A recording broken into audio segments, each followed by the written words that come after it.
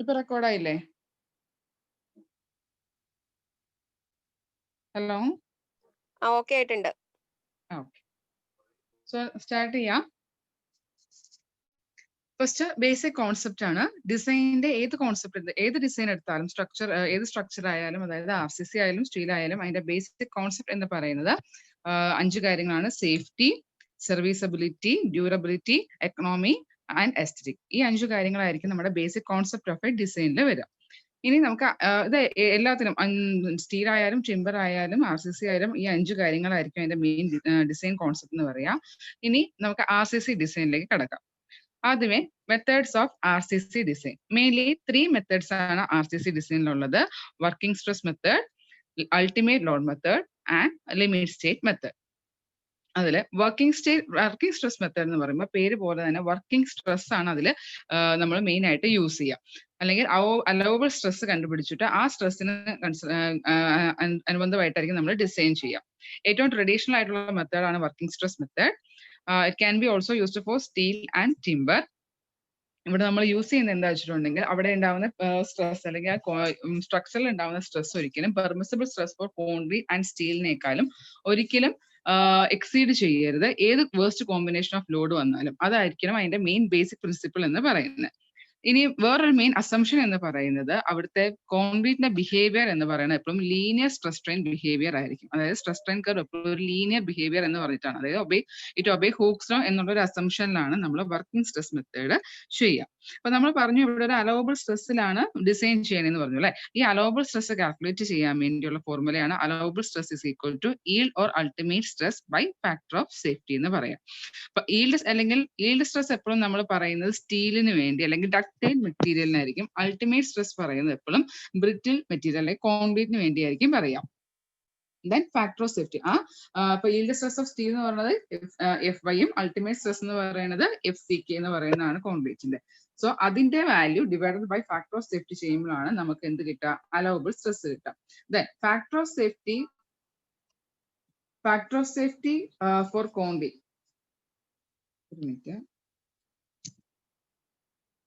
Factor of safety for concrete 3ഉം സ്റ്റീലിനും 1.78 ആയിരിക്കും.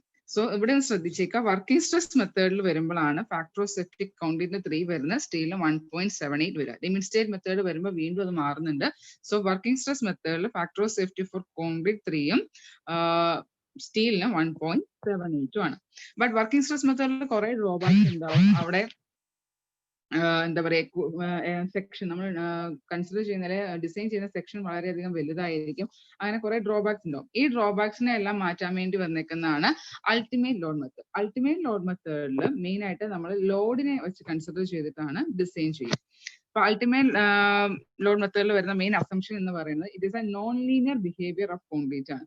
വർക്കിംഗ് സ്ട്രെസ് മെത്തേഡിൽ ലീനിയർ ബിഹേവിയർ ആയിരുന്നു, അൾട്ടിമേറ്റ് ലോഡ് മെത്തേഡിൽ non linear behaviour of concrete ആണ്. അതുപോലെ distribution of compressive stress is known linear ആയിരിക്കും. ഇവിടെ നമ്മൾ എന്താ ചെയ്യണമെന്ന് വെച്ചിട്ടുണ്ടെങ്കിൽ വർക്കിംഗ് ലോഡിനെ സ്യൂട്ടബിൾ ഫാക്ടേഴ്സ് വെച്ച് മൾട്ടിപ്ലൈ ചെയ്ത് നമ്മളുടെ അൾട്ടിമേറ്റ് ലോഡായിട്ട് അല്ലെങ്കിൽ ആ ലോഡ് ഇൻക്രീസ് ചെയ്യുവാണ്. അപ്പൊ ഒരു ബിൽഡിങ്ങിൽ ഉണ്ടാവുന്ന ലോഡിനേക്കാൾ കുറച്ചും കൂടെ കൂടുതൽ ലോഡ് വരും എന്നുള്ള കോൺസെപ്റ്റിലാണ് നമ്മൾ അൾട്ടിമേറ്റ് ലോഡ് മെത്തേഡ് ചെയ്യുക. സോ കൊളാപ്സ് ലോഡ് അല്ലെങ്കിൽ അൾട്ടിമേറ്റ് ലോഡ് എന്ന് പറയുന്നത് working load into load factor ചെയ്യുന്നതായിരിക്കും. ഈ മെത്തേഡിനെ നമ്മൾ ലോഡ് ഫാക്ടർ മെത്തേഡ് എന്നും പറയും. ഇവിടെ വരുന്ന മെയിൻ ഡ്രോബാക്ക് എന്ന് പറയുന്നത് there is no way to find the uncertainty in variation in material stresses. സ്ട്രെസ്സസിനെ കുറിച്ച് ഒരു കാര്യം പോലും ഇവിടെ പറയുന്നില്ല. അതുപോലെ തന്നെ എക്സസീവ് ഡിഫ്ലക്ഷൻ വരുമ്പോൾ അതിനെ കൺട്രോൾ ചെയ്യാനും ഈ മെത്തേഡ് യൂസ് ചെയ്യാനില്ല. സോ ഈ രണ്ട് മെത്തേഡും കൂടെ കമ്പൈൻ ചെയ്തിട്ട് എന്ന് വേണമെങ്കിൽ പറയാം ലിമിറ്റ് സ്റ്റേറ്റ് മെത്തേഡ് എന്ന് പറയുന്നത് വർക്കിംഗ് സ്ട്രെസ് മെത്തേഡും അൾട്ടിമേറ്റ് ലോഡ് മെത്തേഡും കൂടെ കമ്പൈൻ ചെയ്തിട്ട് അല്ലെങ്കിൽ അത് രണ്ടിന്റെയും യൂസ്ഫുൾ അല്ലെങ്കിൽ അത് രണ്ടും കൂടെ യൂസ് ചെയ്തിട്ടാണ് എന്ന് പറയാം. ലിമിറ്റ് സ്റ്റേറ്റ് മെത്തേഡിൽ മെയിനായിട്ട് നമ്മൾ സേഫ്, അതായത് ലോഡിനെയും കൺസിഡർ ചെയ്യുന്നുണ്ട്, അതുപോലെ തന്നെ സ്ട്രെസ്സിനെയും കൺസിഡർ ചെയ്യുന്നുണ്ട്. In this method, structure shall be designed to withstand safely all loads liable to act in through its life, and also it satisfy requirements such as limitation of deflection and cracking. Load, അതായത് ലോഡും calculate ചെയ്യുന്നുണ്ട്, അതുപോലെ തന്നെ ലോഡും consider ചെയ്യുന്നുണ്ട്, അതുപോലെ തന്നെ എന്താ പറയാ സ്ട്രെസ്സസിനെയും കൂടെ കൺസിഡർ ചെയ്തിട്ടാണ് ലിമിറ്റ് സ്റ്റേറ്റ് മെത്തേഡ് ചെയ്യുക. ഇനി ലിമിറ്റ് സ്റ്റേറ്റ് എന്ന് പറയുന്നത് എന്താ വെച്ചിട്ടുണ്ടെങ്കിൽ The acceptance limit for safety and serviceability requirement before failure occur is limit state. അതായത് സേഫ്റ്റി സർവീസബിലിറ്റിക്ക് നമ്മൾ ലിമിറ്റ് കൊടുക്കുന്നുണ്ട്. അതിന് പറയുന്ന ആ ലിമിറ്റിന് പറയുന്ന പേരാണ് ലിമിറ്റ് സ്റ്റേറ്റ് എന്ന് പറയാം. ഇനി നമുക്ക് രണ്ട് ടൈപ്പ് ലിമിറ്റ് സ്റ്റേറ്റ് ഉണ്ട്. Limit state of collapse and limit state of serviceability. Limit state of collapse mainly deals with flexure, shear, tension and compression. ഇനി സർവീസബിലിറ്റി ഡീൽ ചെയ്യുന്ന ഡിഫ്ലക്ഷൻ, ക്രാക്കിംഗ്, വൈബ്രേഷൻ അങ്ങനെയുള്ള കാര്യങ്ങളെല്ലാം ആയിരിക്കും limit state of serviceability deal ചെയ്യുക. Then design strength. ഇവിടെ നമ്മൾ എന്താ പറയാ, ഡിസൈൻ സ്ട്രെങ്ത് നമ്മൾ സ്ട്രെസ്സും കാൽക്കുലേറ്റ് ചെയ്യുന്നുണ്ട്, അതുപോലെ തന്നെ ലോഡും ഡിസൈൻ ലോഡും കാൽക്കുലേറ്റ് ചെയ്യാറുണ്ട്. അപ്പൊ ഡിസൈൻ സ്ട്രെങ്ത് കാൽക്കുലേറ്റ് ചെയ്യാൻ വേണ്ടി നമ്മൾ ഒരു ഫോർമുല ഉണ്ടാവും. ഫാക്ടർ ഓഫ് സേഫ്റ്റി വെച്ച് ഡിവൈഡ് ചെയ്യാണ്. അപ്പൊ കോൺക്രീറ്റിന് ഒരു ഫാക്ടർ ഓഫ് സേഫ്റ്റി വെച്ച് ഡിവൈഡ് ചെയ്യും, അതുപോലെ തന്നെ സ്റ്റീലിന് മറ്റൊരു ഫാക്ടർ ഓഫ് സേഫ്റ്റി വെച്ച് ഡിവൈഡ് ചെയ്യും. സോ കോൺക്രീറ്റിന്റെ ഡിസൈൻ സ്ട്രെങ്ത് എന്ന് പറയുന്നത് characteristic strength by partial factor of safety ആണ്. കോൺക്രീറ്റിന്റെ പാർഷ്യൽ ഫാക്ടർ ഓഫ് സേഫ്റ്റി എന്ന് പറയുന്നത് 1.5 ആണ്. 1.5 എടുക്കുക. Then characteristic strength of concrete എന്ന് പറയുന്നത് എന്താണ്? FCK ആണ്. പക്ഷെ നമ്മളിവിടെ 0.67 FCK ആണ് എടുക്കണേ. കാരണം എന്താണെന്ന് വെച്ചിട്ടുണ്ടെങ്കിൽ നമ്മുടെ ക്യൂബ് വെച്ചിട്ടാണ് നമ്മൾ ക്യാരക്ടറിസ്റ്റിക് സ്ട്രെങ്ത് കാൽക്കുലേറ്റ് ചെയ്യുന്നത് അല്ലെ. അപ്പൊ ക്യൂബിന്റെ അകത്ത് ക്യാരക്ടറിസ്റ്റിക് സ്ട്രെങ്ത് എന്ന് പറയുന്നത് FCK. ആ ബിൽഡിംഗ് അല്ലെങ്കിൽ ഒരു അതിന്റെ ഹൈറ്റ് കൂടുന്നതിനനുസരിച്ച് FCKയില് അല്ലെങ്കിൽ കംപ്രസീവ് സ്ട്രെസ്സിന് ഒരു ഡിക്രിമെന്റ് ഡിക്രീസ് ഉണ്ടാവും. അപ്പൊ അതിനെ കൺസിഡർ ചെയ്യാൻ വേണ്ടിയാണ് നമ്മൾ 0.67 എന്നൊരു ഫാക്ടർ വെച്ച് മൾട്ടിപ്ലൈ ചെയ്യുന്നത്. So characteristic strength by partial factor of safety ചെയ്യുമ്പോൾ നമുക്ക് 0.45 FCK എന്ന് കിട്ടും. So design strength of concrete നമ്മൾ സൈറ്റിൽ യൂസ് ചെയ്യുമ്പോൾ സ്ട്രെങ്ത് കാൽക്കുലേറ്റ് ചെയ്യാൻ 0.45 FCK വെച്ചിട്ടായിരിക്കും. ഇനി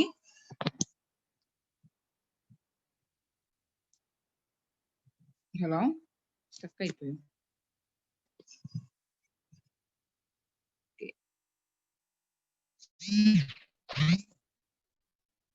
ഇനി ലാബില് നമ്മൾ ക്യൂബ് ടെസ്റ്റ് ചെയ്യുമ്പോൾ നമ്മൾ യൂസ് ചെയ്യേണ്ട സ്ട്രെങ്ത് എന്ന് പറയുന്നത് FCK ആയിരിക്കും. ഇനി ലാബില് ക്യൂബിന് പകരം നമ്മൾ ബീം കൊടുത്ത് വേറെ ഏത് ലോഡ് കൊടുക്കുകയാണെങ്കിലും നമ്മൾ അവിടെ യൂസ് ചെയ്യേണ്ട ക്യാരക്ടറിസ്റ്റിക് സ്ട്രെങ്ത് എന്ന് പറയുന്നത് 0.67 FCK. കാരണം ലെങ്ത് കൂടുമ്പോൾ അല്ലെങ്കിൽ അതിന്റെ സ്ട്രെങ്ത് കൂടുമ്പോൾ അവിടുത്തെ FCKയുടെ വാല്യൂല് ചെറിയൊരു ചേഞ്ച് ഉണ്ടാവും, അല്ലെങ്കിൽ കംപ്രസീവ് സ്ട്രെസിന്റെ വാല്യൂല് ചേഞ്ച് ഉണ്ടാവും. അപ്പൊ അത് അക്കോമഡേറ്റ് ചെയ്യാൻ വേണ്ടി നമ്മൾ 0.67 വെച്ച് മൾട്ടിപ്ലൈ ചെയ്യാം.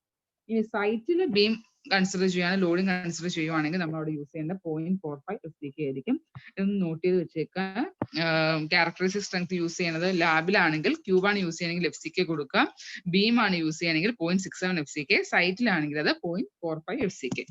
ഇതുപോലെ തന്നെ ഡിസൈൻ സ്ട്രെങ്ത് ഓഫ് മെറ്റീരിയൽസ് എന്ന് പറഞ്ഞത് കോൺക്രീറ്റിനെ കാൽക്കുലേറ്റ് ചെയ്യുന്നത് ഈ ഇക്വേഷൻ വെച്ചിട്ട്. ഇനി സ്റ്റീൽ ആണ് യൂസ് ചെയ്യണമെങ്കിൽ നമ്മൾ ഡിസൈൻ സ്ട്രെങ്ത് കാൽക്കുലേറ്റ് ചെയ്യാൻ characteristic strength divided by partial factor of safety ആണ്. ക്യാരക്ടറിസ്റ്റിക് സ്ട്രെങ്ത് എന്ന് പറയുന്നത് FI യും partial factor of safety of steel എന്ന് പറയുന്നത് 1.15 ആണ്. സോ അവിടുത്തെ ഡിസൈൻ സ്ട്രെങ്ത് ഓഫ് സ്റ്റീൽ എന്ന് പറയുന്നത് 0.87 FY ആയിരിക്കും. ദെൻ നമ്മൾ ഡിസൈൻ സ്ട്രെങ്ത് കാൽക്കുലേറ്റ് ചെയ്തു. ഇനി നമ്മൾ ഡിസൈൻ ലോഡ് കാൽക്കുലേറ്റ് ചെയ്യാം.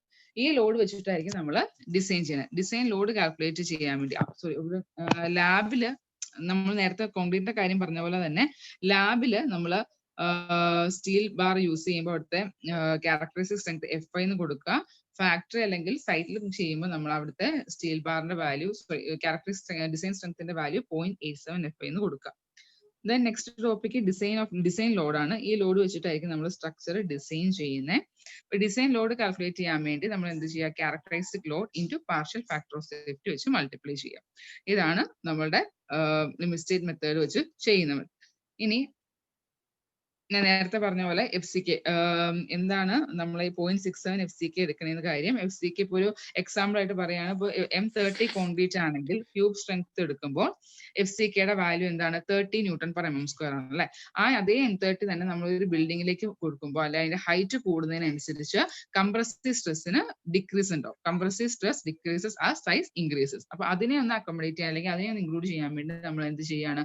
0.67 എന്നൊരു ഫാക്ടർ വെച്ച് മൾട്ടിപ്ലൈ ചെയ്യും. 0.67 FCK വെച്ച് മൾട്ടിപ്ലൈ ചെയ്യാം. സോ ഇനി ഡിസൈൻ സ്ട്രെങ്ത് ഓഫ് കോൺക്രീറ്റ് കാണാൻ വേണ്ടി നമ്മുടെ characteristic strength divided by factor. Hello, ഇടയ്ക്ക് വോയിസ് ബ്രേക്ക് ആവുന്നുണ്ട്. ആണോ? ഒരു മിനിറ്റ്. ഹലോ, ഇപ്പൊ കേൾക്കാമോ? ഹലോ, ഇടയ്ക്കിടയ്ക്ക് അങ്ങനെ പ്രോബ്ലം ഉണ്ട്. ഓക്കെ, റേഞ്ചിന്റെ പ്രശ്നം ഒരു മിനിറ്റ് കേട്ടോ.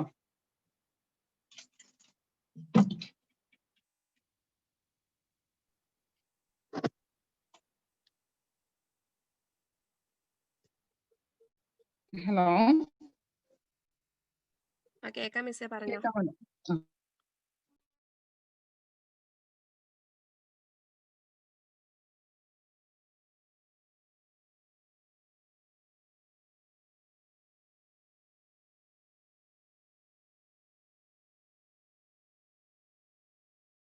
വരുമ്പോ yield divided by factor of safety അല്ലെ characteristic divided by factor of safety കൊടുക്കുക. ഇവിടെ സ്റ്റീലിന്റെ ഫാക്ടർ ഓഫ് സേഫ്റ്റി എന്ന് പറയുന്നത് 1.15 ആണ്. സോ അവിടുത്തെ ഡിസൈൻ സ്ട്രെങ്ത് ഓഫ് സ്റ്റീൽ എന്ന് പറയുന്നത് 0.87 FI, design strength of concrete 0.45 FCK, design strength of steel 0.87 FCK.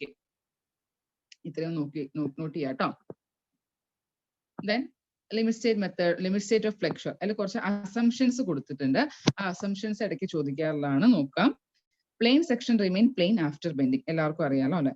Then maximum compression strain in concrete is limited to 0.0035. Question ചോദിക്കാറുള്ളതാണ്.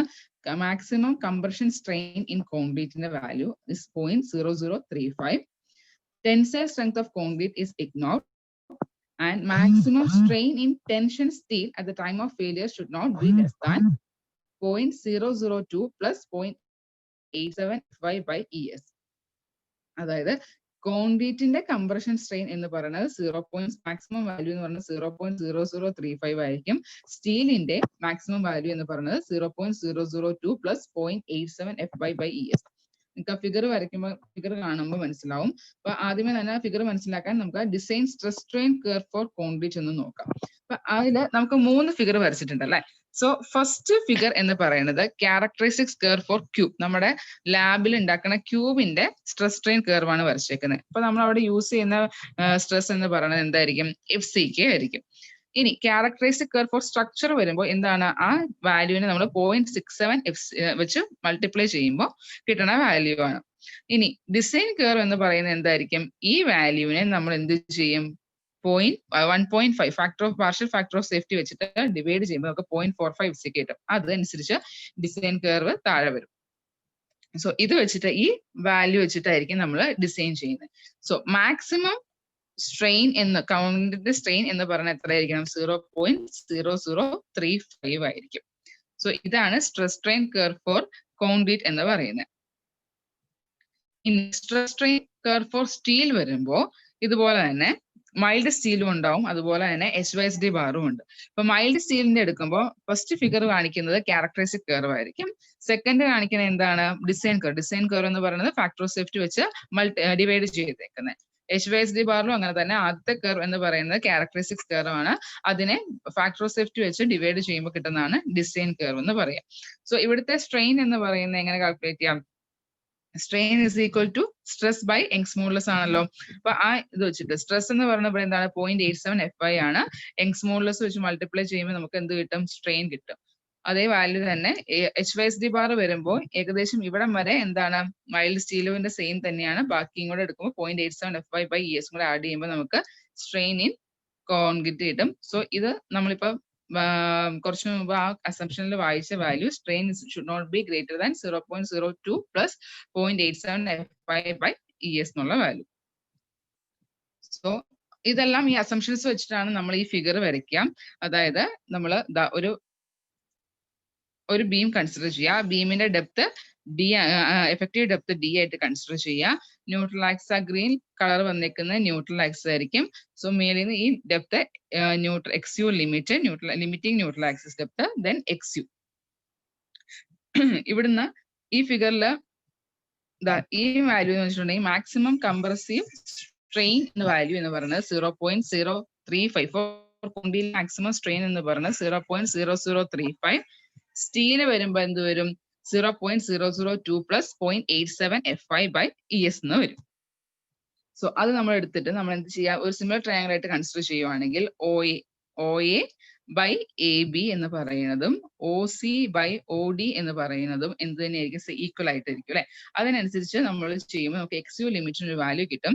X u limit അല്ലെങ്കിൽ limiting neutral axis ഡെപ്തിന്റെ value ആണ് 0.53. ഈ values എല്ലാം കൂടെ അതായത് F ഐയുടെ value E എസിന്റെ value എല്ലാം കൂടെ കൊടുക്കുമ്പോൾ നമുക്ക് കിട്ടുന്നതാണ് x u limit is equal to 0.53 D for F E 250,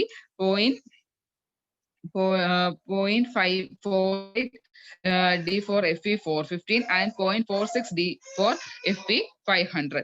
ഈ വാല്യൂസ് ഒന്ന് നോട്ട് ചെയ്ത് വെച്ചേക്കുക, കാരണം എപ്പോഴും ചോദിക്കാറുള്ളതാണ് എക്സ് യു ലിമിറ്റിന്റെ value. X u limit is equal to 0.53 D for FE 250, FE 415 0.48 D, FE 500 0.45 D.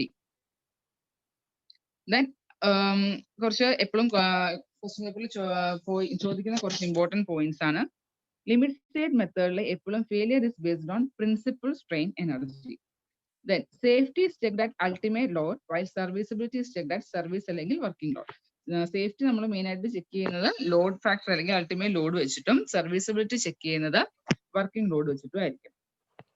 The limit state method gives a smaller section dimension with a more amount of reinforcement as compared to working stress method. കുറച്ചും working stress മെത്തേഡിനെക്കാളും section dimensions വളരെ കുറവായിരിക്കും limit state മെത്തേഡിന്. അതുപോലെ it is economical than working stress method. The design load in limit state method is ultimate load, that is characteristic load in the partial factor of safety, while characteristic load is considered as design load for working stress method. Working stress method la nere characteristic load ആയിരിക്കും, അതിനെ ഒരു partial factor of safety വെച്ച് multiply ചെയ്യുന്നതായിരിക്കും limit state method use ചെയ്യുന്നത്. So ഇതാണ് main method of R C C structure. 3 method ആണ്: working stress method, limit state method, ultimate load method. അതിന് main ആയിട്ട് ചോദിക്കുന്നത് ഫാക്ടർ ഓഫ് സേഫ്റ്റി മെത്തേഡ്. ഓരോ working stress മെത്തേഡിൽ കോൺക്രീറ്റ് യൂസ് ചെയ്യുന്ന factor of safety എത്രയും, സ്റ്റീലിന് യൂസ് ചെയ്യുന്ന ഫാക്ടർ ഓഫ് സേഫ്റ്റി, അങ്ങനെ ഒരു ക്വസ്റ്റ്യൻ ചോദിക്കാറുണ്ട്. പിന്നെ ലിമിറ്റ് സ്റ്റേറ്റ് മെത്തേഡ് വരുമ്പോഴത്തേനും മാക്സിമം കംപ്രസീവ് സ്ട്രെയിൻ, കോൺക്രീറ്റിലെ സ്ട്രെയിൻ എത്രയാണ്, സ്റ്റീലിന്റെ സ്ട്രെയിൻ എത്രയാണ്, ദെൻ എക്സ് യു ലിമിറ്റിന്റെ വാല്യൂസ്, ഇത്രയും കാര്യങ്ങളാണ് മെയിൻ ആയിട്ട് അവിടെ നിന്ന് ചോദിക്കാറുള്ളത്. Then next topic, analysis of reinforced rectangular beam ആണ്. നമുക്ക് മെയിൻ ആയിട്ട് 2 ടൈപ്പ് ഓഫ് റെക്ടാങ്കുലർ സെക്ഷൻസ് ഉണ്ടാവും. സിംഗിളി റീഇൻഫോഴ്സ്ഡ് സെക്ഷനും അതുപോലെ തന്നെ ഡബിളി റീഇൻഫോഴ്സ്ഡ് സെക്ഷനും. സിംഗിളി റീഇൻഫോഴ്സ്ഡ് സെക്ഷൻ എന്ന് പറയുമ്പോൾ ടെൻഷൻ സോണിൽ മാത്രം റീഇൻഫോഴ്സ്മെന്റ് കൊടുത്തേക്കുവാണെങ്കിൽ അതിന് സിംഗിളി റീഇൻഫോഴ്സ്ഡ് സെക്ഷൻ എന്ന് പറയും. 2 കംപ്രഷൻ സോണിലും ടെൻഷൻ സോണിലും റീഇൻഫോഴ്സ്മെന്റ് കൊടുക്കുവാണെങ്കിൽ അതിനെ നമ്മൾ ഡബിളി റീഇൻഫോഴ്സ്ഡ് സെക്ഷൻ എന്ന് പറയും. അപ്പൊ അതിനെ രണ്ടിനെയും രണ്ടും സെപ്പറേറ്റ് പഠിക്കേണ്ട. അതിൽ ഏറ്റവും കൂടുതൽ ചോദിച്ചേക്കുന്നത് സിംഗിളി റീഇൻഫോഴ്സ്ഡ് സെക്ഷനിലെ കാര്യങ്ങളാണ്. So first of all singly reinforced section, അതിന്റെ പൊസിഷൻ ഓഫ് ന്യൂട്രൽ ആക്സിസ് എങ്ങനെയാന്ന് നോക്കാം. സോ അതിന് ആദ്യമേ നമ്മളൊരു ബീം കൺസിഡർ ചെയ്യുക. അതിന്റെ effective depth D, breadth B നോക്കുക. നമ്മൾ അതിന്റെ stress diagram, strain diagram consider ചെയ്യുക. So position of neutral axis കിട്ടാൻ വേണ്ടി നമുക്ക് എന്ത് ചെയ്യണം? Compressive force equal to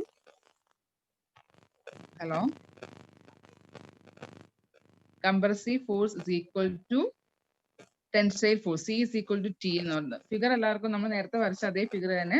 strain diagram വരുമ്പോൾ മേളില് 0.0035, താഴെ വരുമ്പോൾ സ്റ്റീലിന്റെ സ്ട്രെയിൻ എന്ന് പറയുന്നത് maximum 0.02 plus 0.87 FI/ES. Stress diagram വരുമ്പോൾ മാക്സിമം സ്ട്രെസ് നമ്മൾ ഡിസൈൻ സ്ട്രെസ് കൊടുക്കുന്നത് 0.45 FCK, ടെൻഷൻ അല്ലെങ്കിൽ ടെൻസൈൽ സ്ട്രെസ് മാക്സിമം കൊടുക്കുന്നത് 0.87 FI. ഇതാണ് വാല്യൂ. സോ ഇനി ന്യൂട്രൽ ആക്സിസ് ഡെപ്ത് കാൽക്കുലേറ്റ് ചെയ്യാൻ വേണ്ടി നമ്മൾ എന്ത് ചെയ്യാം? C is equal to T, compressive force equal to tension എന്ന് പറഞ്ഞ് കൊടുക്കുക. അപ്പൊ ഇക്വേഷൻ കംപ്രസീവ് ഫോഴ്സ് കിട്ടാൻ വേണ്ടി നമ്മൾ എന്ത് ചെയ്യുക? Stress into area of the diagram ചെയ്താൽ, ഏരിയ ചെയ്യുമ്പോൾ നമുക്ക് എന്ത് കിട്ടും?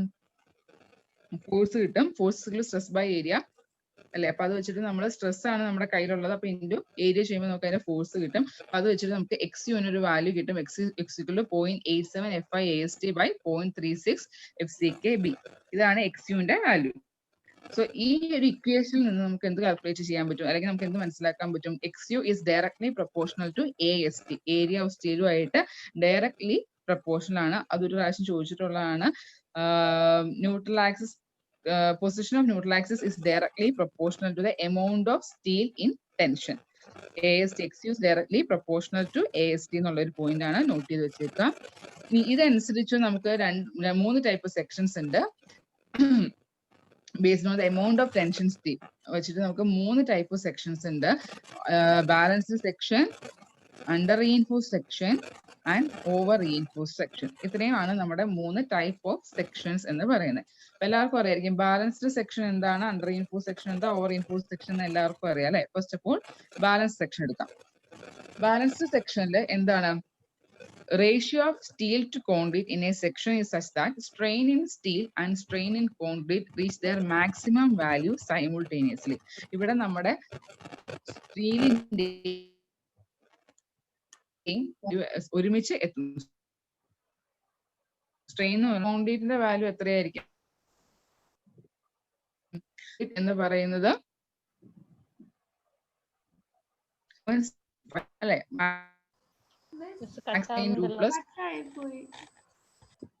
ഹലോ ഹലോ കേൾക്കാം. ബാലൻസ്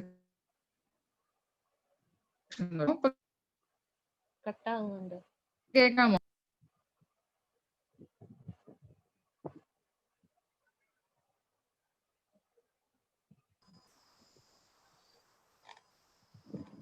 കേൾക്കുന്നില്ല.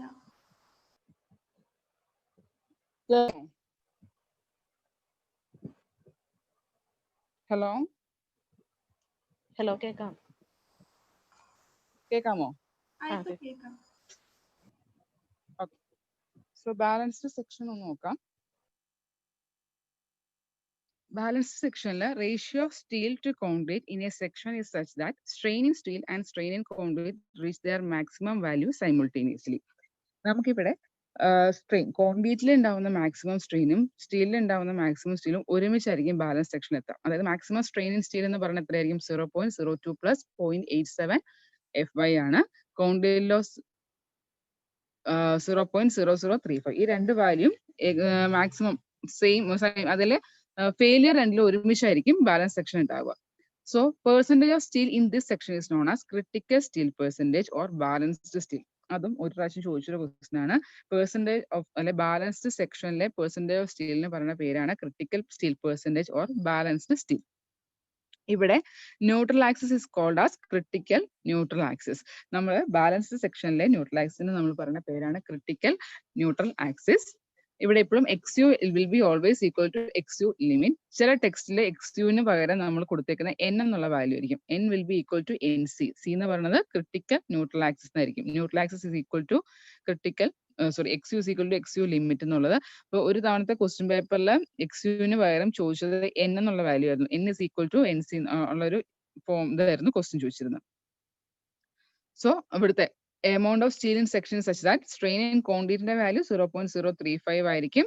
strain in tension steel value 0.002 plus 0.87 FI by ES ആയിരിക്കും.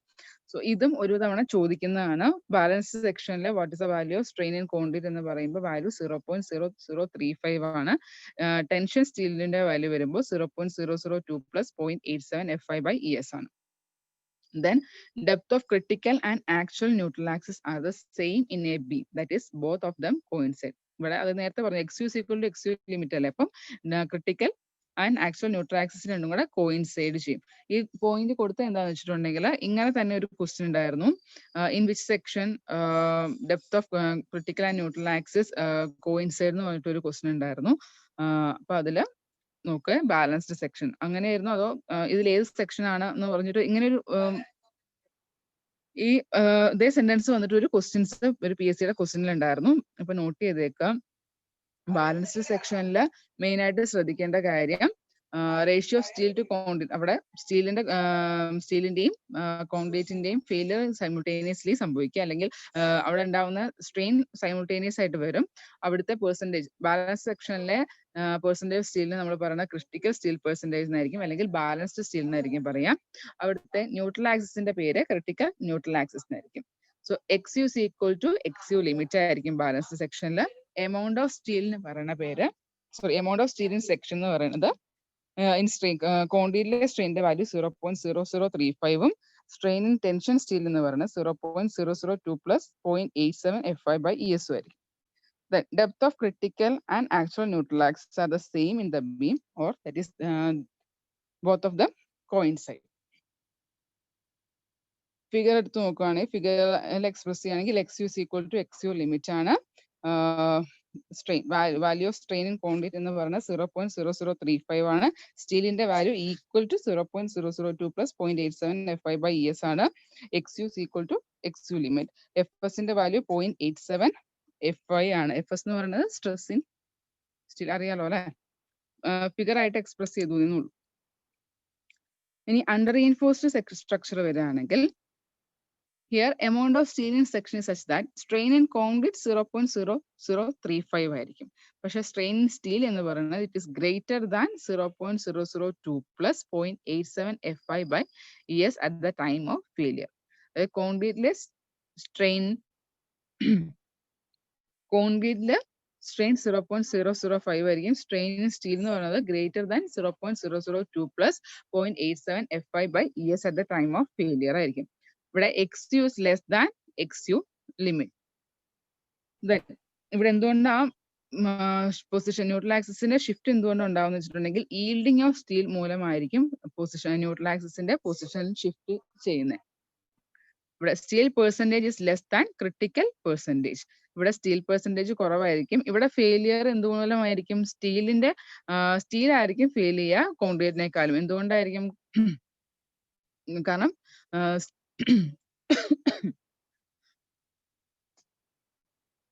ഇവിടെ കോൺക്രീറ്റിന്റെ ഇവിടെ failure is due to failure of steel മൂലമായിരിക്കും. അതുകൊണ്ട് തന്നെ അണ്ടർ റീഇൻഫോഴ്സ്ഡ് സ്ട്രക്ചർ ആയിരിക്കും നമ്മൾ പ്രിഫർ ചെയ്യുക. കാരണം എന്തായിരിക്കും? ഇവിടെ സ്റ്റീൽ ഫെയിൽ ചെയ്യുമ്പോൾ സഫീഷ്യന്റ് വാർണിംഗ് തന്നിട്ടായിരിക്കും ഫെയിൽ ചെയ്യുക. സോ അത് നമ്മൾ എപ്പോഴും പ്രിഫർ ചെയ്യുന്നത് എപ്പോഴും അണ്ടർ റീഇൻഫോഴ്സ്ഡ് സ്ട്രക്ചർ ആയിരിക്കും. Section undergoes large rotational deformation from initial stage of yielding of steel to the final stage of crushing of concrete. ഈ സ്റ്റീൽ ഈൽഡ് ചെയ്യാൻ തുടങ്ങുമ്പോൾ തന്നെ സ്റ്റീലിന്റെ ഈൽഡിങ് മുതൽ ഫൈനൽ ക്രഷിംഗ് ഓഫ് കോൺക്രീറ്റ് വരെ അവിടെ സെക്ഷൻ അണ്ടർഗോ ചെയ്യുന്ന റൊട്ടേഷണൽ ഡിഫോർമേഷൻ ആയിരിക്കും. അതുകൊണ്ട് തന്നെ സഫീഷ്യന്റ് വാർണിംഗ് ബിഫോർ ഫെയിലിയർ വരുന്നതിന് മുമ്പ് തന്നെ സഫീഷ്യന്റ് വാർണിംഗ് തരുന്നുണ്ടാവും. അപ്പൊ ഇവിടെ ശ്രദ്ധിക്കേണ്ട കാര്യം XUന്റെ value XU is greater less than XU limit or N is less than NC. അതുപോലെ തന്നെ strain in steel is greater than 0.002 plus 0.87 FI by ES. Under reinforced സെക്ഷന്റെ ഫിഗർ വരയ്ക്കുമ്പോഴും ഇവിടെ XU is less than XU limit figure ആയിട്ട് express ചെയ്തു പറഞ്ഞ കാര്യങ്ങളൊക്കെ തന്നെ. ഇനി ഓവർ റീഇൻഫോഴ്സ്ഡ് സ്ട്രക്ചർ വരുമ്പോൾ the amount of steel in section is such that strain in concrete 0.0035 തന്നെ. പക്ഷെ strain in steel വരുമ്പോൾ it is less than 0.002 plus 0.87 FI by ES at the time of failure. ഇവിടെ failure is due to the failure of concrete. കോൺക്രീറ്റിന്റെ failure മൂലമായിരിക്കും അവിടെ ഇപ്പൊ brittle failure ആയിരിക്കും. Concrete ഒരിക്കലും സഫീഷ്യന്റ് വാർണിംഗ് തരില്ല, പെട്ടെന്നായിരിക്കും ഫെയിലിയർ ഉണ്ടാവുക. സോ അതുകൊണ്ട് ഒരിക്കലും ഓവർ റീഇൻഫോഴ്സ്ഡ് സ്ട്രക്ചർ നമ്മൾ പ്രിഫർ ചെയ്യില്ല. ഡിസൈൻ അല്ലെങ്കിൽ ഒരു ഡിസൈൻ പർപ്പസിന് ഓവർ റീഇൻഫോഴ്സ്ഡ് സ്ട്രക്ചർ ഒരിക്കലും പ്രിഫർ ചെയ്യില്ല. ഇവിടെ XU is greater than XU limit ആയിരിക്കും or N is greater than NC എന്നായിരിക്കും. Steel percentage is greater than critical percentage. Then since the amount of steel is more than that in a balanced section, Na moves below the balanced Na to satisfy the equilibrium condition, resulting in the concrete reaching its ultimate strength. Then over reinforced structure. Then over reinforced structure figure ആയിട്ട് express ചെയ്യുമ്പോൾ XU greater than XU limit. ഇവിടെ ഈ കോൺക്രീറ്റിന്റെ value 0.0035 ആയിരിക്കും. XUന്റെ സ്റ്റീലിന്റെ വരുമ്പോൾ less than 0.02 plus 0.87 FI by ES ആയിരിക്കും. ഒരുമിച്ച് ഒരു ഫിഗർ ആയിട്ട് എടുക്കുകയാണെങ്കിൽ സെക്ഷന്റെ വാല്യൂ ഒക്കെ ഡെപ്ത് D വിഡ്ത് B ആയിട്ട് ഒരു ബീം കൺസിഡർ ചെയ്യാം. അപ്പൊ ബാലൻസ് സെക്ഷനിൽ നമ്മുടെ ക്രിട്ടിക്കൽ ന്യൂട്രൽ ആക്സും നമ്മുടെ ആക്ച്വൽ ന്യൂട്രൽ ആക്സും കൂടെ നമ്മൾ കോയിൻസൈഡ് ചെയ്യും. സോ ഇതായിരിക്കും നമ്മുടെ ന്യൂട്രൽ ആക്സും. So NC will be equal to N എന്നായിരിക്കും. ആക്ച്വൽ ന്യൂട്രൽ ആക്സും ക്രിട്ടിക്കൽ ന്യൂട്രൽ ആക്സും അല്ലെങ്കിൽ XU will be equal to XU limit ആണ്. രണ്ട് ന്യൂട്രൽ ആക്സും കൂടെ കോയിൻസൈഡ് ചെയ്യുമായിരിക്കും. ഇനി അണ്ടർ റീഇൻഫോഴ്സ്ഡ് സെക്ഷൻ വരികയാണെങ്കിൽ ന്യൂട്രൽ ആക്സിസ് മേലിലേക്ക് ഷിഫ്റ്റ് ചെയ്യുവാണ്. ആ ഷിഫ്റ്റ് ചെയ്യണതിന്റെ കാര്യം എന്താണ്? ഈൽഡിങ് ഓഫ് സ്റ്റീൽ മൂലമാണ് മേലിലേക്ക് ഷിഫ്റ്റ് ചെയ്യുക. അവിടെ N will be less than NC ആയിരിക്കും. ന്യൂട്രൽ ആക്സിസിനേക്കാളും ക്രിട്ടിക്കൽ ന്യൂട്രൽ ആക്സിനേക്കാൾ ചെറുതായിരിക്കും actual neutral axis. Over reinforced section വരുമ്പോൾ എന്താണ് സംഭവിക്കുക? ന്യൂട്രൽ ആക്സിസ് താഴത്തേക്കാണ് പോണേ. അതോ ഇത് N is less than NC ആയിരിക്കും. N is greater than NC ആയിരിക്കും. Neutral axis actual neutral axis എന്ന് പറയുന്നത് ക്രിട്ടിക്കൽ ന്യൂട്രൽ ആക്സിസിനേക്കാളും വലുതായിരിക്കും. സോ ഇത്രയും കാര്യങ്ങൾ നോക്കുക. പിന്നെ ബാലൻസ് സെക്ഷനിൽ വരുന്ന സ്റ്റീൽ പെർസെൻറ്റേജിന് പറയുന്ന പേരാണ് ക്രിട്ടിക്കൽ സ്റ്റീൽ പെർസെൻറ്റേജ് എന്ന് പറയുന്നത്. അവിടുത്തെ ബാലൻസ് അവിടുത്തെ ന്യൂട്രലാക്സിന് ക്രിട്ടിക്കൽ ന്യൂട്രലാക്സ് അല്ലെങ്കിൽ ബാലൻസ് സെക്ഷൻ എന്ന് പറയും. അത്രയും കാര്യങ്ങൾ നോക്കുക. പിന്നെ എൻ ഈസ് ഈക്വൽ ടു ഈ കാര്യങ്ങൾ, N is equal to N C, N less than N C, N greater than N C, ഈ കാര്യങ്ങളും കൂടെ നോട്ട് ചെയ്യുക കേട്ടോ. സോ ഇത്രയാണ് സിംഗ്ലി റീഇൻഫോഴ്സ് സെക്ഷനെ കുറിച്ച് പറയാനുള്ളത്. ഡബിളി റീഇൻഫോഴ്സ് സെക്ഷൻ വരുമ്പോൾ മേളിലും കൂടി എന്തുണ്ടാവും, റീഇൻഫോഴ്സ്മെന്റ് അല്ലെങ്കിൽ രണ്ട് കംപ്രഷൻ രണ്ട് സൈഡിലും കംപ്രഷൻ സോണിലും ടെൻഷൻ സോണിലും എന്തുണ്ടാവും, റീഇൻഫോഴ്സ്മെന്റ് പ്രൊവൈഡ് ചെയ്തിട്ടുണ്ടാവും. അപ്പം reinforcement is provided in tension and compression zone. ഡബിളി reinforce section എവിടെയാണ് എന്താ പറയാ കൊടുത്തേക്കണേന്നാണ് ഒരു ക്വസ്റ്റ്യൻ വരാറ്. ഒന്നെങ്കിൽ സൈസ് ഇസ് റിസ്ട്രിക്റ്റഡ് ഉള്ള കണ്ടീഷനിലായിരിക്കും, അല്ലെങ്കിൽ MU greater than MU limit. ഇതിൽ ഏതെങ്കിലും ഒരു കണ്ടീഷൻ വരുമ്പോൾ, അല്ലെങ്കിൽ മിക്കവാറും സൈസ് റിസ്ട്രിക്റ്റഡ് ആയിട്ടുള്ള കേസിലാണ് നമ്മൾ ഡബിളി റീഇൻഫോഴ്സ് സെക്ഷൻ ബിയും ഡിയും ഒന്നും ചെയ്യാൻ പറ്റില്ലാത്ത ഒരു കേസിൽ വരുമ്പോഴാണ് നമ്മൾ ഡബിളി റീഇൻഫോഴ്സ് സെക്ഷൻ കൊടുക്കുക. ഇവിടെ അടുത്ത് ശ്രദ്ധിക്കേണ്ടത് XU will be XU is equal to XU limit. For balance section, XU is equal to XU limit is equal, sorry, XU is equal to XU limit equal to 0.53 D for Fe 250, 0.48 D for Fe 450, and 0.46 D for Fe 500. Balance section എടുക്കുമ്പോൾ XU limit ന്റെ values ആണ് നമ്മൾ നേരത്തെ പറഞ്ഞ അതേ values തന്നെ. XU limit ന്റെ values ആണ് 0.53 D ആണ് Fe 250 ക്ക് 0.53 D, Fe 450 ന് 0.48 D, Fe 500 ന് 0.46 D. ഈ വാല്യൂസ് ഒന്ന് നോക്കി വെക്കുക. ഇതും ചോദിക്കാറുള്ളതാണ് XU ലിമിറ്റിന്റെ വാല്യൂസ്. സോ ഇത്രയാണ് റീഇൻഫോഴ്സ് സെക്ഷനിൽ റെക്ടാങ്കുലർ റീഇൻഫോഴ്സ് സെക്ഷനിലെ മെയിൻ പോയിന്റ്സ്. ഇനി ഡിസൈൻ ഓഫ് ബീംസിലേക്കാണ് പോവുക. ഡിസൈൻ ഓഫ് ബീം കഴിഞ്ഞിട്ട് സ്ലാബ് ഉണ്ട്, ദെൻ ഫൂട്ടിങ്. എത്രയാണ് നമുക്ക് ഡിസൈൻ ഓഫ് സ്ട്രക്ചേഴ്സിൽ വരുന്നത്. സോ ആദ്യമേ ഡിസൈൻ ഓഫ് ബീം എടുക്കാം. ഡിസൈൻ ഓഫ് ബീമിൽ ആദ്യമേ തന്നെ വരുന്നത് എഫക്റ്റീവ് സ്പാൻ ആണ്. എഫക്റ്റീവ് സ്പാനിൽ ആദ്യമേ തന്നെ എന്തൊക്കെയാണ് കുറച്ച് ടേംസ് നോക്കാം.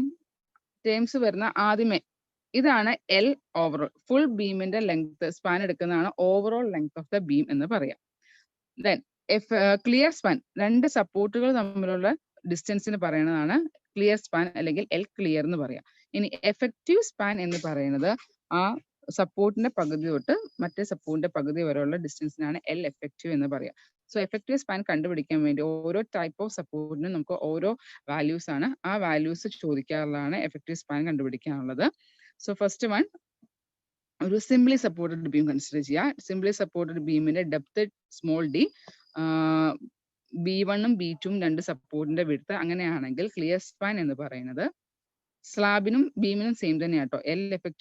എഫക്റ്റീവ് സ്പാൻ എന്ന് പറയുന്നത് minimum of first one LC plus D, clear span plus depth, or clear span plus B1/2 plus B2/2. ഇതിൽ ഏതാണോ മിനിമം വാല്യൂ ആ വാല്യൂ ആയിരിക്കും എഫക്റ്റീവ് സ്പാനിന്റെ വാല്യൂ.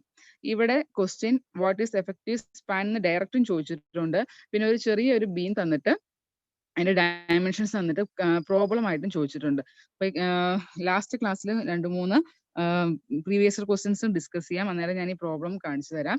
ജസ്റ്റ് ബീമിന്റെ എഫക്റ്റീവ് ക്ലിയർ സ്പാനും ഡെപ്തും വിട്ടും തന്നിട്ടുണ്ടാവും. എന്നിട്ട് നമ്മളോട് എഫക്റ്റീവ് സ്പാൻ കാൽക്കുലേറ്റ് ചെയ്യാനായിരിക്കും ചോദിച്ചേക്കണേ. അപ്പൊ നമ്മൾ എന്ത് ചെയ്യാം, ആദ്യമേ LC plus D, അതായത് clear span plus depth of the ബീമും കാൽക്കുലേറ്റ് ചെയ്യുക. ദെൻ ക്ലിയർ സ്പാൻ പ്ലസ് ഈ വിഡ്ത്തും കാൽക്കുലേറ്റ് ചെയ്യുക. അപ്പൊ നമുക്ക് അതിൽ ഏറ്റവും മിനിമം വാല്യൂ ഏതാണോ ആ മിനിമം വാല്യൂ ആയിരിക്കണം L എഫക്റ്റീവിന്റെ വാല്യൂ. സോ സിംപ്ലി സപ്പോർട്ടഡ് ബീമിനും സിംപ്ലി സപ്പോർട്ടഡ് സ്ലാബിനും എഫക്റ്റീവ് സ്പാൻ എന്ന് പറയുന്നത് minimum of clear span plus effective depth or clear span plus B1/2 plus B2/2. മിക്കവാറും കേസിൽ B1ന്റെയും B2ന്റെയും വാല്യൂ എന്ന് പറയുന്നത് എന്തായിരിക്കും, സെയിം ആയിരിക്കും. രണ്ട് വിഡ്ത്തിന്റെയും സപ്പോർട്ട് വിഡ്ത്തിന്റെ വാല്യൂ സെയിം ആയിരിക്കും. സോ LC plus B എന്ന് വന്നാലും രണ്ടും സെയിം ആണെങ്കിൽ വാല്യൂ ചിലപ്പോൾ LC plus B എന്നായിരിക്കും. സോ സിംപ്ലി സപ്പോർട്ടഡ് ബീം അല്ല സ്ലാബില് effective span is equal to minimum of clear span plus effective depth or clear span plus width of the support. ഏതാണോ minimum അതിന്റെ വാല്യൂ. ദെൻ അടുത്തത് continuous beam ആയിരിക്കും. Continuous ബീമില് 3 കേസിലായിട്ടാണ് അല്ലെങ്കിൽ 3 കേസായിട്ട് നമുക്ക് എഫക്റ്റീവ് സ്പാൻ കണ്ടുപിടിക്കണം. ഫസ്റ്റ് കേസ് എന്ന് പറയുന്നത് if support width is less than LC/12, clear span by 12. ഈ വാല്യൂ നോക്കുക. If support width is less than LC/12 ആണെങ്കിൽ സെയിം ആസ് നമ്മുടെ സിംപ്ലി സപ്പോർട്ടിന്റെ ബീമിന്റെ സെയിം വാല്യൂ ആയിരിക്കും. അതായത് L effective is equal to minimum of LC/D or B1/2 plus LC plus B2/2. നമ്മൾ നേരത്തെ പറഞ്ഞ സെയിം വാല്യൂ. ഇനി അതല്ല support width more than LC/2 ആണെങ്കിൽ ഓർ 600 mm ഇതാണെങ്കിൽ support width is more than LC/12 or 600 mm ആണെങ്കിൽ which ever is smaller, ഏതാണോ ചെറുത് അത് നോക്കുകയാണെങ്കിൽ അവിടെ നമ്മൾ എന്ത് ചെയ്യുക, മിനിമം വാല്യൂ L effective എന്ന് പറയുന്നത് minimum of LC plus D/2 or LC plus B/2. അതായത് നേരത്തെ പറഞ്ഞ വാല്യൂവിന്റെ ഒരു ഹാഫും കൂടെ എടുക്കും. LC plus D ആയിരുന്നു മറ്റേ ഫസ്റ്റ്, ഈ കേസിൽ LC plus D ആയിരുന്നു, ഈ കേസിൽ വരുമ്പോൾ LC plus D/2 or LC plus B/2. ഇതിൽ ഏതാണോ മിനിമം വാല്യൂ ആ വാല്യൂ എടുത്ത് ചെയ്യാം. സോ അപ്പൊ ആദ്യമേ കണ്ടിന്യൂസ് ബീം വരുമ്പോൾ സപ്പോർട്ട് വിഡ്ത്ത് എങ്ങനെയാണെന്ന് നോക്കുക. Support width is less than LC/12 ആണെങ്കിൽ അവിടുത്തെ മിനിമം വാല്യൂ എന്ന് പറയുന്നത് L effective എന്ന് പറയുന്നത് minimum of LC plus D അല്ലെങ്കിൽ clear span plus effective depth or clear span plus support width നോക്കുക. ഇനി അതല്ല support width is more than LC/12 or 600 mm ആണെന്നുണ്ടെങ്കിൽ വിച്ച് എവർ ഈസ് ലെസ്, ഇതിൽ ഏതാ സ്മോളർ ഏതാണെന്നുണ്ടെങ്കിൽ അവിടുത്തെ minimum value LC plus D/2 or LC plus B/2 അതിൽ ഏതാണോ value അത് വെച്ചെടുക്കുക. ഈ തേർഡ് കേസ് എന്ന് പറയുന്നത് ഈ കണ്ടിന്യൂസ് ബീം എന്ന് പറയുന്നത് supporter over A roller rocker bearing അങ്ങനെയാണെന്നുണ്ടെങ്കിൽ, അല്ലെങ്കിൽ അത് ഇങ്ങനെ ഒരു ബിയറിംഗ് റോളർ റോക്കർ ബിയറിംഗിലാണ് നമ്മുടെ കണ്ടിന്യൂസ് ബീം സപ്പോർട്ട് ചെയ്തേക്കണമെങ്കിൽ അവിടുത്തെ എഫക്റ്റീവ് സ്പാൻ എന്ന് പറയുന്നത് just centre to centre distance between that bearing, ആ രണ്ട് ബിയറിംഗിന്റെ സെന്റർ ടു സെന്റർ ഡിസ്റ്റൻസ് ആയിരിക്കും. So continuous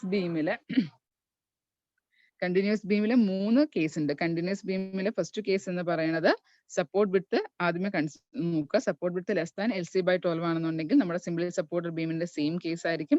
support width greater than LC/12 അല്ലെങ്കിൽ 600 mm ആണെന്നുണ്ടെങ്കിൽ അവിടുത്തെ minimum of LC/D/2 or LC plus B/2. ഇനി അതല്ല continuous beam is supporter over roller rocker bearing ആണെന്നുണ്ടെങ്കിൽ അവിടുത്തെ എഫക്റ്റീവ് സ്പാൻ എന്ന് പറയുന്നത് centre to centre distance between that bear. ഇതാണ് കണ്ടിന്യൂസ് ബീമിന്റെ വരുമ്പോൾ. ഇനി കാന്റിലിവർ ബീം ആണെന്നുണ്ടെങ്കിൽ ജസ്റ്റ് L effective എന്ന് പറയുന്നത് LC plus D/2, വേറെ ഒന്നും നോക്കാനില്ല. LC plus D/2 ആയിരിക്കും അവിടുത്തെ എഫക്റ്റീവ് സ്പാൻ എന്ന് പറയുന്നത്, ക്ലിയർ സ്പാൻ പ്ലസ് ആ ഡെപ്തിന്റെ പകുതി. ഇനി റിജിഡ് ഫ്രെയിംസിലാണെന്നുണ്ടെങ്കിൽ L effective എന്ന് പറയുന്നത് centre to centre distance between column. ഒരു റിജിഡ് ഫ്രെയിം ആണെന്നുണ്ടെങ്കിൽ അവിടുത്തെ L effective എന്ന് പറയുന്നത് കോളം, ഈ രണ്ട് കോളം ഉണ്ടെങ്കിൽ രണ്ട് കോളം തമ്മിലുള്ള സെന്റർ ടു സെന്റർ ഡിസ്റ്റൻസ് ആയിരിക്കും അവിടുത്തെ L effective എന്ന് പറയാം. സോ ഇത്രയാണ് എഫക്റ്റീവ് സ്പാനിൽ നിന്ന് എപ്പോഴും ചോദിക്കാറുള്ളത്. സിംപ്ലി സപ്പോർട്ടഡ് ബീമിന്റെ എഫക്റ്റീവ് സ്പാൻ, കണ്ടിന്യൂസ് ബീമിന്റെ എഫക്റ്റീവ് സ്പാൻ, കാന്റിലിവർ ബീമിന്റെ റിജിഡ് ഫ്രെയിമിന്റെ. കാന്റിലിവർ ബീമും റിജിഡ് ഫ്രെയിമും ഒന്നുമില്ല. കാന്റിലിവർ ബീം ജസ്റ്റ് ആ square span plus D/2. Rigid frame ആണെന്നുണ്ടെങ്കിൽ രണ്ട് കോളം തമ്മിലുള്ള എഫക്റ്റീവ് ഡെപ്ത് എടുക്കുക. ദെൻ കണ്ടിന്യൂസ് ബീം ആണെങ്കിൽ അതിന് 3 കേസ് ഉണ്ട്. റോളർ ബിയറിംഗിൽ സപ്പോർട്ട് ചെയ്തേക്കുവാണെങ്കിൽ centre to centre distance of between that bearing. ഇനി ബാക്കി 2 കേസിൽ സാധാരണ കേസ് ആണെങ്കിൽ L effective/12 എടുക്കുക. എന്നിട്ട് അത് സപ്പോർട്ട് വിഡ്ത്തിനേക്കാൾ ചെറുതാണെങ്കിൽ, സപ്പോർട്ട് വിഡ്ത്ത് L effective/12 ചെറുതാണെങ്കിൽ സിംപ്ലി സപ്പോർട്ടിന്റെ സെയിം വാല്യൂ, ഗ്രേറ്റർ ദാൻ ആണെങ്കിൽ ആ D/2 കൊടുക്കുക, B/2, LC plus D/2, LC plus B/2. ഇത്രയാണ് എഫക്റ്റീവ് സ്പാൻ എന്ന് ചോദിക്കാറുള്ളത്. ഇവിടുന്ന് ഡയറക്റ്റ് ആയിട്ട് ഇക്വേഷനും ചോദിക്കാറുണ്ട്, ചിലപ്പം പ്രോബ്ലവും ചോദിക്കാറുണ്ട്. പ്രോബ്ലം ആണെങ്കിലും സിമ്പിൾ പ്രോബ്ലം ആയിരിക്കും, നമുക്ക് ചെയ്യാൻ പറ്റുന്നേ ഉള്ളൂ, സുഖമായിട്ട് മാർക്ക് മേടിക്കാവുന്നതാണ്. ഇനി വരുന്നത് ബീമിൽ വരുമ്പോൾ ലോഞ്ചിറ്റ്യൂണൽ റീഇൻഫോഴ്സ്മെന്റുകൾ കൊടുത്തേക്കുന്നതാണ്. ലോഞ്ചിറ്റ്യൂണൽ റീഇൻഫോഴ്സ്മെന്റ് മെയിൻ ആയിട്ട് നമുക്ക് 3 എണ്ണമാണ് പറയാനുള്ളത്. Longitudinal tension reinforcement, longitudinal compression reinforcement and side face reinforcement. ഇത്രയാണ് നമുക്ക് റീഇൻഫോഴ്സ്മെന്റുകൾ പറയാനുള്ളത്. ലോഞ്ചിറ്റ്യൂണൽ ടെൻഷൻ റീഇൻഫോഴ്സ്മെന്റിന്റെ അകത്ത്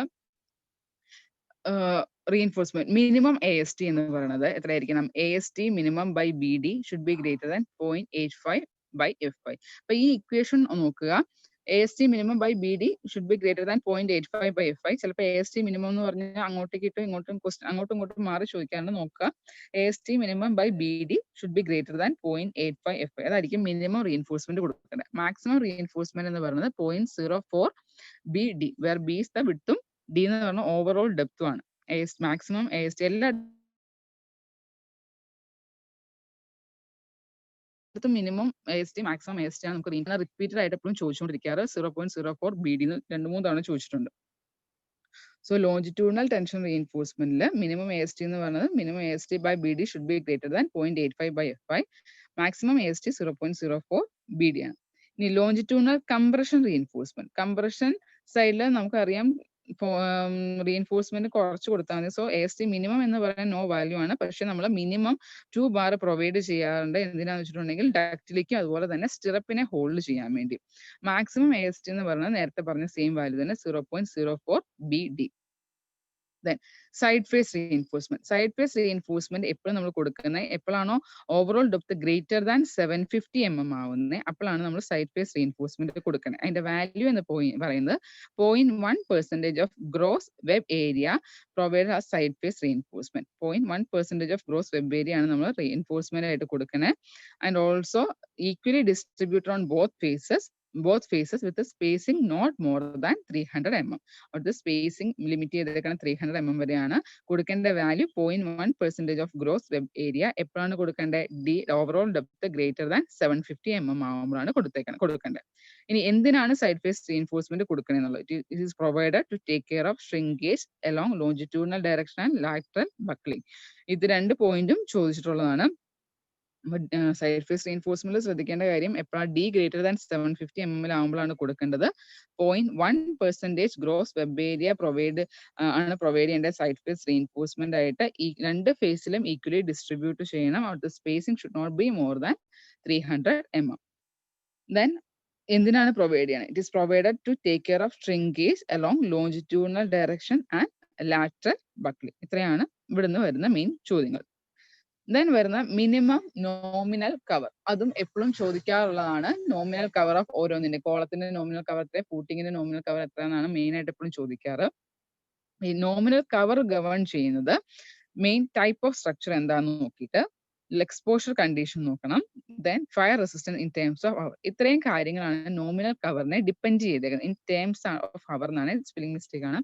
so type of structure, exposure condition, fire resistance in terms of hour, ഇത് 3 ഡിപ്പെൻഡ് ചെയ്തിട്ടാണ് നോമിനൽ കവർ നമ്മൾ പറയുന്നത്. അപ്പം അതനുസരിച്ച് IS 456ഉം SP34ഉം നോമിനൽ കവർ പറഞ്ഞിട്ടുണ്ട്. സ്ലാബിന് 20, ബീമിന് 20, കോളത്തിന് 40 ആൻഡ് ഫൂട്ടിങ്ങിന് 50. ഇപ്പൊ SP34 ബീം ഒഴിച്ച് ബാക്കി എല്ലാത്തിന്റെയും വാല്യൂ സെയിം തന്നെയാണ്. ബീമിൽ 20ക്ക് പകരം 25 ആണ്. അത് നോട്ട് ചെയ്ത് വെച്ചേക്കാം. So, minimum nominal cover provided for slab 20, beam 20, column 40 and footing 50. Column footing ആണ് ഏറ്റവും കൂടുതൽ തവണ ചോദിച്ചേക്കുന്നത്. Then SP34 ആയിട്ട് ആകെ വ്യത്യാസം ബീമിന്റെ കേസിലേ ഉള്ളൂ. 20ക്ക് പകരം 25 ആയിരിക്കും. Then maximum permissible crack width in RCC structure. ഒരു RCC സ്ട്രക്ചറിൽ മാക്സിമം പെർമിസിബിൾ ക്രാക്ക് എത്രയാണെന്നാണ്. അത് എക്സ്പോഷർ കണ്ടീഷൻ അനുസരിച്ചായിരിക്കും അത് പറയുന്നത്. അല്ലെങ്കിൽ എക്സ്പോഷർ കണ്ടീഷൻ അനുസരിച്ചാണ് നമ്മൾ മാക്സിമം പെർമിസിബിൾ ക്രാക്ക് വിഡ്ത്ത് പറയുന്നത്. സോ എക്സ്പോഷർ കണ്ടീഷൻ അറിയായിരിക്കും അല്ലെ. നമുക്ക് മെയിൻ ആയിട്ട് 5 എക്സ്പോഷർ കണ്ടീഷൻ ഉള്ള mild, moderate, severe, very severe and extreme. 5 exposure conditions ആണ് ഉള്ളത്. അപ്പൊ ആ എക്സ്പോഷർ കണ്ടീഷൻസും കൂടെ നോട്ട് ചെയ്യാൻ വരുന്ന സ്ലൈഡിൽ വരുന്നുണ്ട്. നിങ്ങളതും ഒന്ന് നോക്കാറുള്ള, കാരണം എക്സ്പോഷർ കണ്ടീഷൻ ഇപ്പൊ ചോദിക്കാറുള്ളതാണ്. ഈ എക്സ്പോഷർ കണ്ടീഷൻ അനുസരിച്ചാണ് പെർമിസിബിൾ ക്രാക്ക് വിഡ്ത്ത് നോക്കുന്നത്. സോ ഫസ്റ്റ് മൈൽഡ് ആണെങ്കിൽ ക്രാക്സ് അത്ര വലിയ ഹാർംഫുൾ ആയിരിക്കില്ല. അതുകൊണ്ട് നമുക്ക് മാക്സിമം പെർമിസിബിൾ 0.3 mm വരെ നമുക്ക് ക്രാക്സ് പെർമിസിബിൾ ആണ്. മോഡറേറ്റ് ആൻഡ് സിവിയറിൽ ക്രാക്സ് ഹാർംഫുൾ ആകുമ്പോൾ 0.2 mm വരെയാണ്. വെരി സിവിയർ ആൻഡ് എക്സ്ട്രീമിലാണെങ്കിൽ 0.1 mm വരെയാണ് maximum permissible crack width. Values note ചെയ്ത് വെച്ചേക്കാം കേട്ടോ. Then horizontal spacing of reinforcement. Horizontal spacing എന്ന് പറയുന്നത് minimum horizontal clear spacing is maximum of following. നമുക്ക് 2 ടൈപ്പ് ആണ്, minimum horizontal clear space and maximum horizontal centre to centre spacing ആണ്. അപ്പൊ minimum horizontal clear spacing എന്ന് പറയുന്നത് ഈ തന്നേക്കുന്ന 3 വാല്യൂയിലെ ഏറ്റവും വലിയ വാല്യൂ ഏതാണോ അത്. Diameter of the bar if bars are of equal diameter, diameter of large diameter bar if bars are of unequal diameter, nominal size of coarse aggregate plus 5 mm. ഇതില് 3ലും ഏറ്റവും maximum value ഏതാണോ അതായിരിക്കണം മിനിമം ഹൊറിസോണ്ടൽ ക്ലിയർ സ്പേസിംഗ് എന്ന് പറയാം.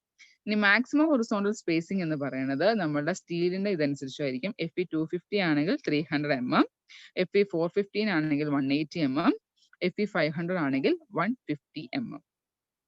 ഇതാണ് സ്പേസിംഗിന്റെ value. സ്പേസിംഗും ചോദിക്കാറുള്ളതാണ്. മിനിമം ഹൊറിസോണ്ടൽ സ്പേസിംഗ് എന്ന് പറയുന്നത് diameter of the bar equal diameter ആണെങ്കിൽ diameter of the bar, different diameter ആണെങ്കിൽ ലാർജർ ഡയമീറ്റർ ഓഫ് ബാർ, അതല്ലെങ്കിൽ nominal size of coarse aggregate plus 5 mm. ഇതിൽ ഏതാണോ വലിയ വാല്യൂ അതിനനുസരിച്ചായിരിക്കും minimum horizontal clear spacing. Maximum horizontal clear spacing എന്ന് പറയുന്നത് FP 250ക്ക് 300 mm, 450ന് 180 mm, 500ന് 150 mm. Then lateral stability of beam. Lateral stability of beam എന്ന് പറയുമ്പോൾ unsupported length calculate ചെയ്യാനാണ്. ഓരോന്നിനും ഫോർമുല ഉണ്ട്. Unsupported beam laterally supported എന്താണ്, രണ്ട് എൻഡിലും സപ്പോർട്ട് ഉണ്ടെന്നുണ്ടെങ്കിൽ L unsupported should not be greater than minimum of 60 B or 250 B square by D. ഇതിൽ എയിലും ബിയിലും ഏതാണോ ചെറുത് അത് നോക്കുക. Unsupported length should not be greater than 60 B or 250 B square by D, whichever is less. Then cantilever beam ആണെന്നുണ്ടെങ്കിൽ അല്ലെ cantilever ആണെന്നുണ്ടെങ്കിൽ unsupported length should not be greater than 25 B or 100 B square by D. അതിൽ ഏതാണോ minimum value ആ value നോക്കുക. Lateral stability of beam laterally supported at end ആണെങ്കിൽ L unsupported or unsupported length should not be greater than minimum 60 B or 250 B square by D. Minimum of 60 B or 250 B square by D. Cantilever ആണെങ്കിൽ unsupported length should not be greater than minimum of 25 B or 100 B square by D. Then deflection of beam. Deflection of beam in the deflection criteria ഞാൻ അതേപടി തന്നെ കോഡിൽ രണ്ട് conditions കൊടുത്തിട്ടുണ്ട്. അപ്പൊ ആ condition അനുസരിച്ച് മാറും, ശ്രദ്ധിക്കുക. ഇത് അങ്ങനെ തന്നെ കോഡിൽ കിടക്കുന്ന അതേ സെന്റൻസ് ആണ്. First one, the final deflection due to all load including effect of temperature, creep and shrinkage and measured from the cast level of the support of floor, roof and other horizontal members should not normally exceed L effective by 250. ഒരു minute. Okay, hello കേൾക്കാമോ? Hello, കേൾക്കാം miss. അതായത് രണ്ട് കണ്ടീഷനാണ്. ഒന്ന് cast ലെവലും second one after erection of പാർട്ടീഷൻസും ആണ്. അപ്പം എൽ എഫക്റ്റീവ് കാസ്റ്റ് ലെവൽ ആണെങ്കിൽ എൽ എഫക്റ്റീവ്, അതായത് deflection should not exceed L effective by 250. L effective by 250 after erection of partition and application of finishing ആണെങ്കിൽ L effective by 350 or 20 mm, whichever is less. നിങ്ങൾ ഇനി question paper ശ്രദ്ധിക്കുമ്പോൾ നോക്കിയാൽ മതി. Deflection ചോദിക്കുമ്പോൾ ഇതിൽ ഏതെങ്കിലും ഒരു കണ്ടീഷൻ കൂടെ ചോദിച്ചിട്ടായിരിക്കും നമ്മൾ ഡിഫ്ലക്ഷൻ ചോദിച്ചേക്കുന്നത്. കഴിഞ്ഞ തവണത്തെ എക്സാമിന്റെ ക്വസ്റ്റ്യൻ പേപ്പറിൽ ഇത് ഉണ്ടായിരുന്നു, നമ്മുടെ ഫസ്റ്റ് കേസ് ആയിരുന്നു ചോദിച്ചിരുന്നത്. അങ്ങനെയാകുമ്പോൾ L effective കണ്ടീഷനും കൂടെ ചെക്ക് ചെയ്തിട്ട് വേണം ഡിഫ്ലക്ഷൻ ഓഫ് ബീം ഏതാന്ന് നോക്കാൻ. അതായത് final deflection due to all loads. അതുപോലെ ഇത് നോക്കുക, ഏതൊക്കെ ലോഡ്സുകളാണ് ഇൻക്ലൂഡ് ചെയ്തേക്കുന്നത്. Effect of temperature, effect of creep, shrinkage. ഈ മൂന്നാണ് കണ്ടീഷൻസ് ആണ് നോക്കുന്നത്. അതിന്റെ കാസ്റ്റ് ലെവൽ നോക്കുക. കാസ്റ്റ് ലെവൽ ഒന്നും കൊടുത്തിട്ടുണ്ടെന്നുണ്ടെങ്കിൽ നമ്മുടെ deflection should not be exceed L effective by 250. ഇനി അതല്ല, പാർട്ടീഷൻ എല്ലാം മാറ്റി അതുപോലെ എല്ലാ ഫിനിഷസും എല്ലാം കഴിഞ്ഞു കഴിഞ്ഞാൽ L effective should not be exceed L effective by 350 or 20 mm, whichever is less. ഇതാണ് നോക്കേണ്ടത് കേട്ടോ. Then deflection control. Deflection control നമ്മൾ L effective by D ratio. ഒരു ക്വസ്റ്റ്യനിൽ ഉണ്ടായിരുന്നു ഡിഫ്ലക്ഷൻ കൺട്രോൾ എന്ത് റേഷ്യോനെ ബേസ് ചെയ്തിട്ടാണ്. Aspect ratio, L effective, span to depth ratio എന്നൊക്കെ പറഞ്ഞ് 2-3 റേഷ്യോ ഉണ്ട്. സോ ഡിഫ്ലക്ഷൻ കൺട്രോൾ എപ്പോഴും ഡിപ്പെൻഡ് ചെയ്യണത് സ്പാൻ ടു ഡെപ്ത് റേഷ്യോനെയാണ്. എഫക്റ്റീവ് സ്പാൻ ടു ഡെപ്ത് റേഷ്യോനെയാണ് ചോദിച്ചേക്കണേ. പിന്നെ ചോദിക്കണത് ഓരോ സപ്പോർട്ട് കണ്ടീഷനും അതിന്റെ വാല്യൂസ് ആണ്. അതും എപ്പോഴും ചോദിക്കാറുള്ളതാണ്. കാൻലിവർ ആണെങ്കിൽ L effective by D എന്ന് പറഞ്ഞാൽ 7 ആയിരിക്കണം. സിംപ്ലി സപ്പോർട്ടിന് 20, കണ്ടിന്യൂസിന് 26. ഇതാണ് വാല്യൂസ്. ഇതും ശ്രദ്ധിക്കുക.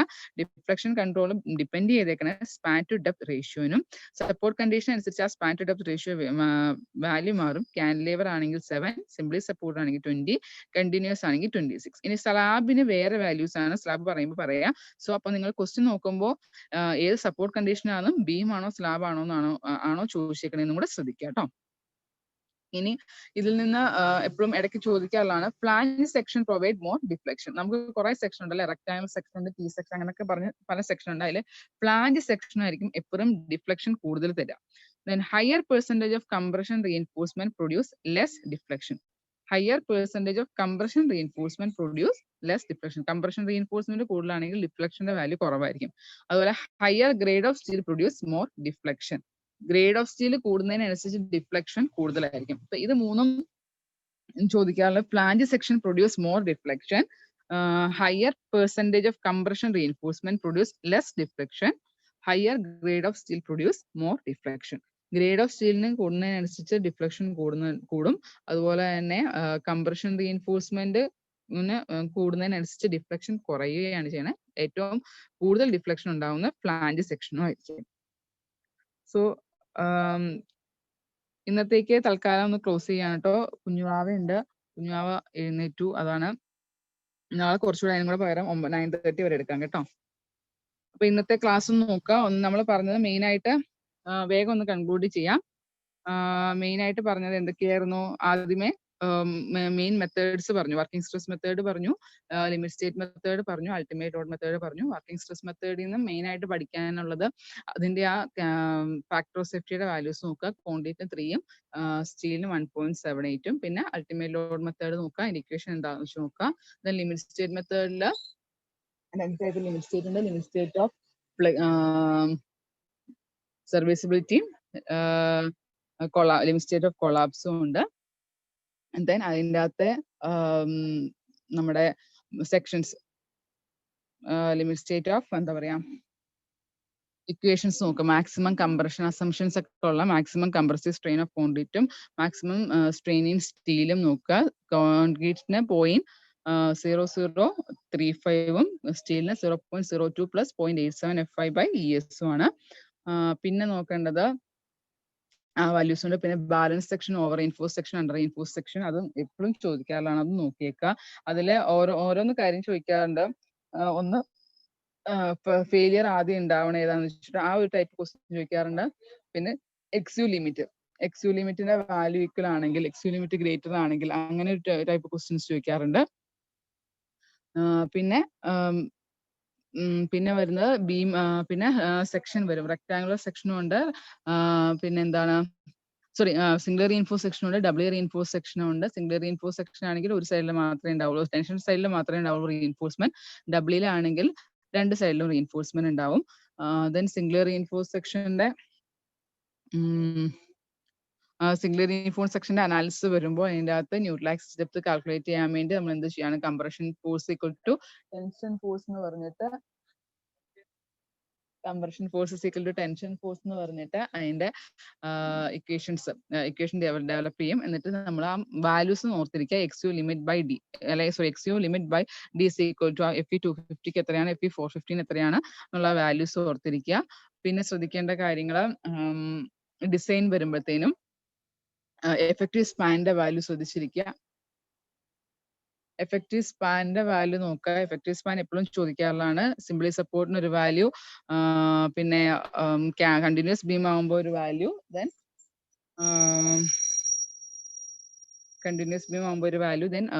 ദെൻ ക്യാൻലിവറിന് ഒരു value, and cantilever, then rigid ഫ്രെയിമിന് ഒരു വാല്യൂ. അത് നോക്കുക. പിന്നെ നോർമൽ കവറിന്റെ വാല്യൂ നോക്കുക. ഓരോ എക്സ്പോഷർ കണ്ടീഷൻ അനുസരിച്ച് കവറിന്റെ വാല്യൂ മാറും.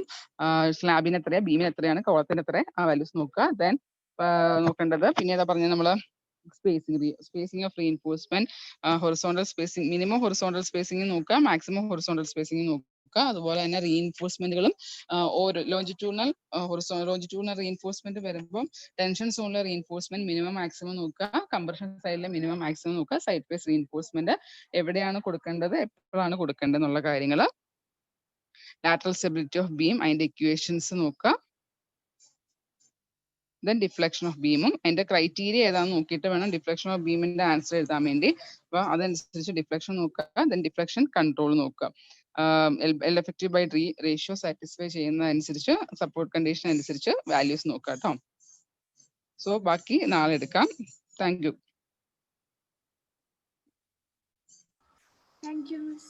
Okay, thank U.